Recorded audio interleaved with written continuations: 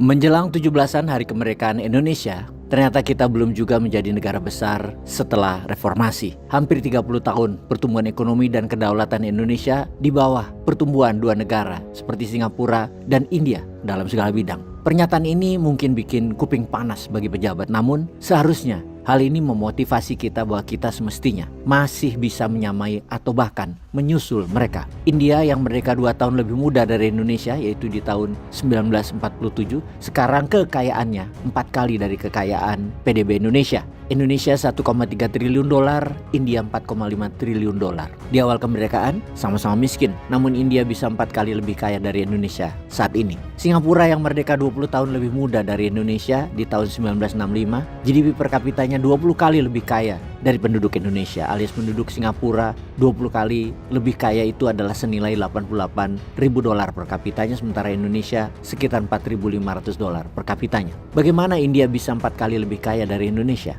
Di abad 17 dan 18, India adalah wilayah terkaya di dunia dengan menyumbang 20% global GDP. Kalau waktu itu adalah sekarang, maka 110 triliun dolar global GDP itu sama dengan Amerika yang kekayaannya 25 triliun dolar. Jadi India adalah Amerikanya di abad 17-18. Sayangnya India tidak membuat kekayaannya itu sebagai kekuatan militer juga agar India menjadi negara superpower. India dan seperti biasa negara-negara Asia dan budaya timur, ekonomi nomor 1 baru militer dan lain sebagainya di belakangnya. Beda dengan Eropa, militer nomor 1, ekonominya merampok. Kekayaan India yang menguasai 24% global GDP pada saat kemerdekaan India di tahun 1947 ternyata hanya tersisa 4% saja. Diperkirakan dengan nilai ekonomi sekarang, harta India yang dirampok oleh Inggris nilainya lebih dari 35 triliun dolar. Sekali lagi, kalau pakai nilai sekarang. Ketika India merdeka, kemiskinan di mana-mana. Penduduknya mencapai 350 juta jiwa, namun harapan hidup usianya yaitu hanya sekitar 32 tahun. Dan yang bisa baca tulisan hanya 12% penduduk saja. Dari negara pecahan serpihan, miskin, ternyata dalam 70 tahun kemudian semuanya berubah dengan cepat. Kekuatan India sekarang menjadi negara nomor 4 terkaya di dunia. Itu mencengangkan prestasinya. Yang diprediksi dalam 3 tahun ke depan, India akan menjadi negara terkaya nomor 3 di bawah Amerika dan Tiongkok. Kok bisa? Indonesia bagaimana kok ketinggalannya jauh? Pemimpin India pertama, Jawaharlal Nehru, seorang ilmuwan dan idealis yang mengatakan India harus menjadi negara industrialis persis seperti India abad 17.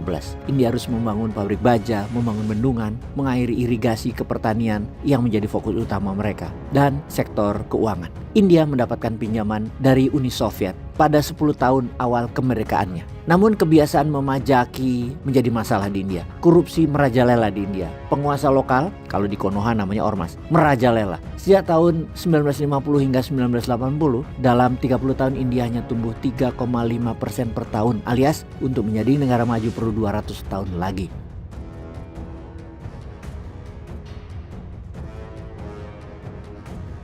Walaupun tumbuh pelan, namun Green Revolution di tahun 60-an hingga tahun 70-an membuat India menjadi negara yang swadaya gandum, tidak bergantung Amerika lagi untuk masalah gandum. Di sini kita sudah melihat bahwa budaya makan mie dan roti di Indonesia itu ternyata tidak membuat pemerintah sadar untuk swasembada gandum, namun tetap impor selama lebih dari 50 tahun. Tanaman gandum itu nggak ada di Indonesia, tidak seperti India. Walaupun gandum berhasil, namun di tahun 80-an GDP per kapita India jauh di bawah Sudan dan Indonesia. India GDP per kapitanya hanya 217 dolar. Sudan sudah 417 dolar, bahkan Indonesia 480 dolar per kapitanya. Ketika tahun 80-an Rajiv Gandhi berkuasa, dia mulai melakukan reformasi. Rajiv itu ibarat Deng Xiaopingnya India. Fokusnya di pengembangan aplikasi teknologi dan para siswa difokuskan di 4 bidang: sains, teknologi, engineering, dan math atau STEM.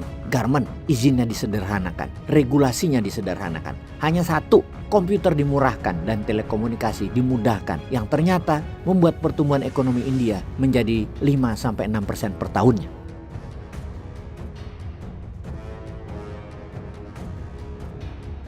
Di era Narasimha Rao sekitar tahun 90-an, India melakukan reformasi paling bersejarah. Pertama, dia mendevaluasi rupee, menyederhanakan semua izin, bahkan hampir dikatakan di India itu berbisnis tanpa perlu izin. Semua tarif dan hambatan perdagangan dinolkan, terutama bahan dan barang untuk kebutuhan industri. Tidak ada batasan perusahaan asing untuk membangun usaha di India, bebas. Dan benar saja, ekonomi India ngegaspol. India lepas dari cengkraman birokrasi, pasar bebas, dan UKM menjadi sangat lincah. Tidak ada BUMN di India, jadi rakyat bebas tidak dimakan BUMN bisnisnya. Pertumbuhan ekonomi India berkisar 5-9% per tahunnya sejak masa itu. Baik sahabat, sejauh ini apa pendapat kalian tentang India dibandingkan Indonesia?